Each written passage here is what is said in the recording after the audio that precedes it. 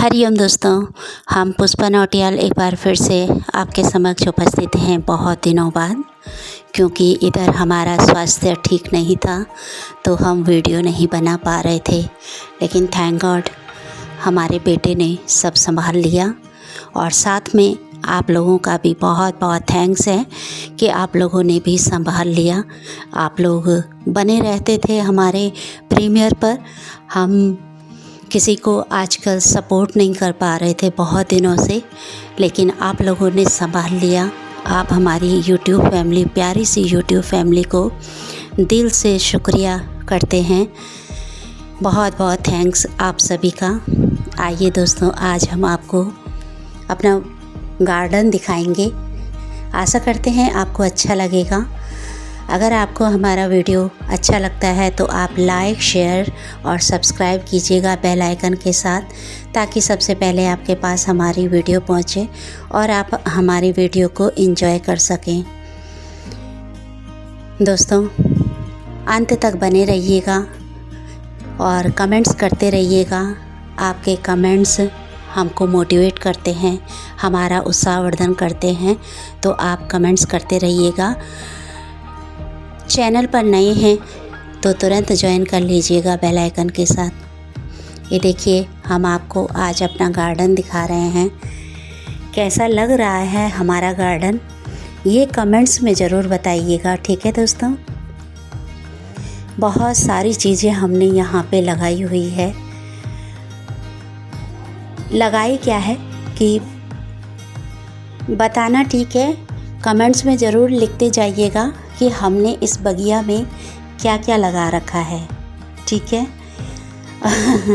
कैसा लग रहा है आपको हमारा बगिया, ये भी ज़रूर बताइएगा, ठीक है।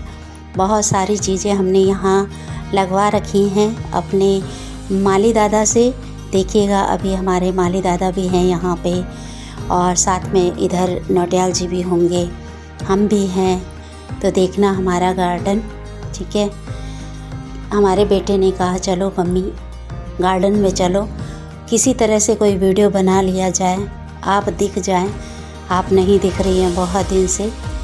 वैसे हमें बहुत लोग कह रहे थे कि अब वीडियो बनाओ, लेकिन अभी हम नहीं बना पा रहे हैं क्योंकि हमें दिक्कत हो रही है ना। तो कोशिश करेंगे हम, और आप अभी एंजॉय कीजिए हमारे गार्डन को, हमारे वीडियो को, और देखते रहिए कैसे यहाँ पे देखो बहुत सारी चीज़ें लगी हुई हैं। और यहाँ पे मूलियाँ भी हैं। ये देखो, ये मिर्ची का पेड़ है, बैंगन है, राई है, आलू हैं, और पालक है, धनिया है। मूली निकाली जाएगी क्योंकि पराठे बनने हैं उसके, तो इसलिए यहाँ पे मूली भी निकाली जाएगी। तो आप देखिएगा, एंजॉय कीजिएगा। यहाँ पे बहुत सारे फ्लावर्स भी लगे हुए हैं दोस्तों। बगिया को देख के ऐसे हमारे अंदर ख्याल आ रहा है, हमेशा ही आता है, क्योंकि जिस तरह से हम कुछ भी खाते हैं ना तो उसी के डकार आते हैं, तो उसी तरह से हमारे अंदर भी जब भी कोई भी चीज़ देखते हैं तो कुछ न कुछ ख्याल आ जाते हैं अंदर। हम वही सोच रहे थे कि देखो, हम जैसा बीज बोते हैं ना, हम धरती पे खेत में जैसा बीज बोते हैं वो वैसा ही फल देते हैं, है ना। वो वैसे ही वृक्ष बनते हैं। उल्टे सीधे हम कैसे भी अपने हाथों से उसको फेंक दें तो वो बीज वो वृक्ष का रूप ले लेता है, ठीक है। तो हमें भी ऐसे ही एहसास हो रहा था कि देखो, यहाँ पे हमारे माली दादा ने बहुत सारा काम किया, बहुत सारी चीज़ें लगाई, लेकिन उसके साथ कितनी सारी देखभाल करनी पड़ती है। समय समय पे पानी देना पड़ता है, समय समय पे निराई गुड़ाई करनी पड़ती है ना। कब इनको पानी देना है, कब क्या ज़रूरत है, उस ज़रूरत की चीज़ें इनको देना पड़ता है, इनका ख्याल रखना पड़ता है। एक बच्चे की तरह इनका ख्याल रखना पड़ता है, तब जाके इनकी अच्छी पैदावार होती है। ये बहुत अच्छे से होते हैं, है ना। उसी तरह से अगर हम खराब बीज बोते हैं जिसमें कोई तत्व नहीं है, तो अगर हम उस बीज को बोएंगे और कितनी भी अच्छी हम उसकी देखरेख भी कर लेंगे ना, वो फिर भी पनपेगा नहीं, वो बिल्कुल नहीं पनपेगा।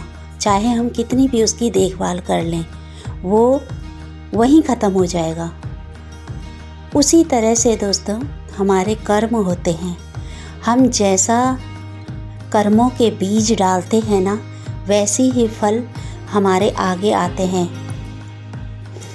हम लोग सोचते हैं, दुनिया वाले सोचते हैं, इंसान सोचता है कि हे भगवान, ऐसा क्यों हुआ, ऐसा नहीं होना चाहिए था, हम कष्ट में हैं, ऐसा क्यों किया भगवान आपने।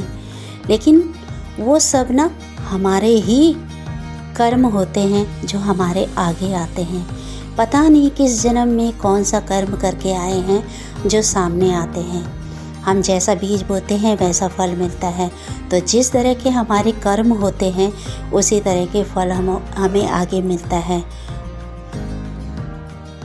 हम अच्छे कर्म करते हैं तो अच्छा ही फल मिलता है, और अगर हम बुरे कर्म करते हैं तो बुरा ही मिलता है। जैसा हम करते हैं, जैसा हम बीज बोते हैं कर्मों के, उसी तरह से हमें आगे मिलता भी है।